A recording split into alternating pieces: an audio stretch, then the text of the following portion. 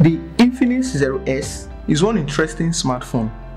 It comes with a chipset that should have support for just 90Hz refresh rate, but somehow Infinix Mobile managed to make this device use 120Hz refresh rate. Aside from that, the device also comes with an 8-megapixel periscope lens that has 5 times optical zoom and 60 times hybrid zoom. Also, the 64-megapixel main camera also comes with OIS inside. Simply put, this phone has the set of the most useful cameras inside a mid-range smartphone. So, how was Infinix able to achieve the 120Hz refresh rate? Is the periscope lens inside real? Are all these features just gimmick and paper specs just to impress you? Well, let's go into this discovery journey to know more about the Infinix Zero S from this teardown video and inside review. For one thing, the back of this device is glass and it looks pretty solid. It's scratch resistant and pretty tough, tougher than the back glass of the Redmi Note 10 Pro and Phantom S. The Infinix Zero S won't take scratches when placed in rough surfaces, which is pretty nice. Removing the back glass is not easy. On the one hand, I'm trying not to break the glass as I did with the Phantom S, and on the other hand, I'm also trying not to damage the side-mounted fingerprint scanner.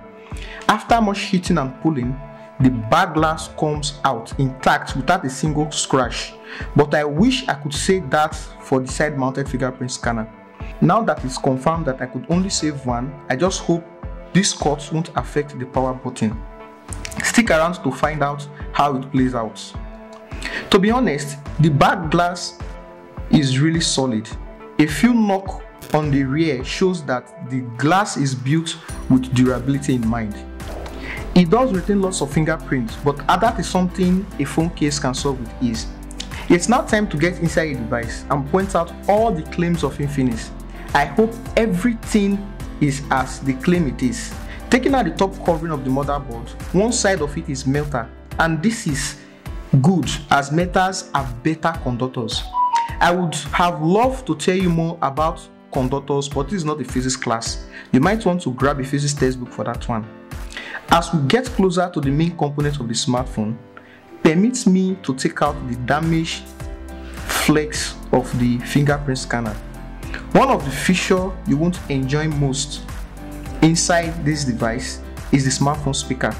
The Infinix Zero S comes with a mono speaker, which produces not so great quality sound, but it's also a good thing that the phone comes with a 3.5mm jack port.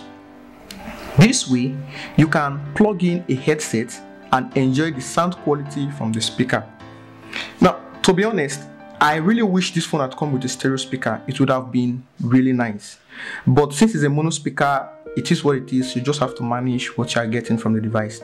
The bottom board is home to the USB Type-C port and 3.5mm jack.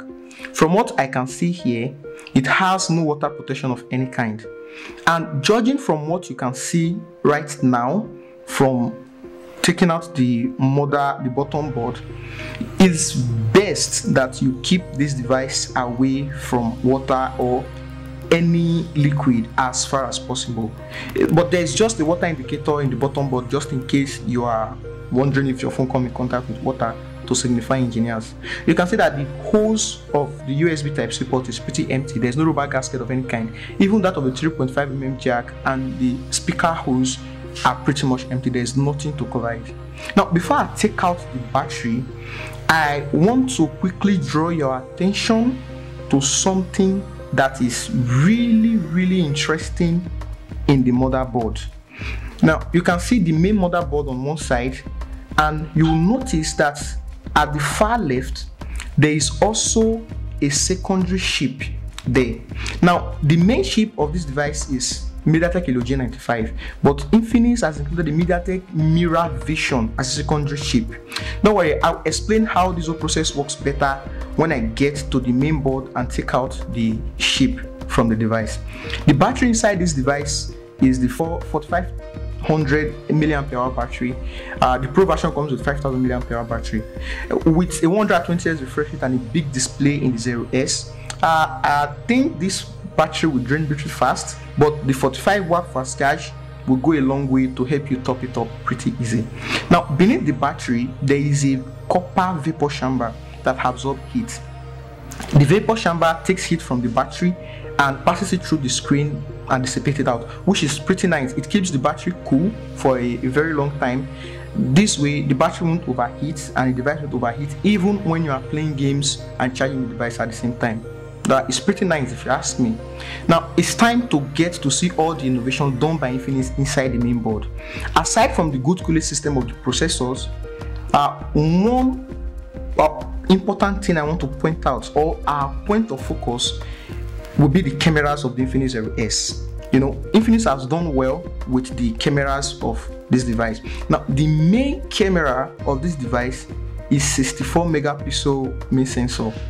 Aside from that, the device also comes with an 8 megapixel ultra wide and an 8 megapixel periscope lens that is capable of 5 times optical zoom and 60 times hybrid zoom. The 64 megapixel main camera is not the 108 megapixel camera per se that you find in the Zero S Pro, but it does come with OIS. Now OIS is a feature that helps stability in a smartphone and also improves images in low light condition. It's very rare that you get those in a mid-range smartphone. The 8 megapixel periscope lens is really a periscope lens. From what you can see, this device can get up to 5 times optical zoom and 60 times hybrid zoom, which means you can take photos of long objects from afar without losing quality. The front megapixel 16 megapixel is just there. Then the other camera is 8 megapixel ultra wide. To be honest, these are the most useful camera setup I've seen in a mid-range smartphone so far. It's time to talk about the mirror vision chip attached to the motherboard. Now mirror vision is an intelligent display chip developed by MediaTek. It is used to enhance the display of its devices. Remember, the Zero S comes with the Helio G95 that supports up to 90 Hz refresh rate. Now to get up to 120 Hz, Infinix used the mirror vision secondary chip. This intelligent display maxes up the resolution of the device and maxes it to the increasing frame rate to give you 120 Hz refresh rate. But this raises a couple of questions though. Is it better, is it cheaper, is it more affordable for Infinix to use a secondary chip that supports a 120 Hz refresh rate instead of using just a single chip that supports 120 Hz refresh rate?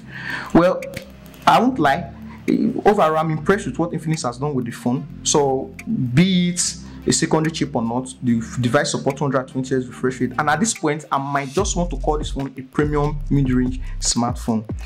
The truth is, I will easily recommend the Infinix Zero S for anyone ahead of any other smartphone right now. I really wish that Infinix could just come out and confirm that it will be rolling out Android OS update for this device. It would have been dope.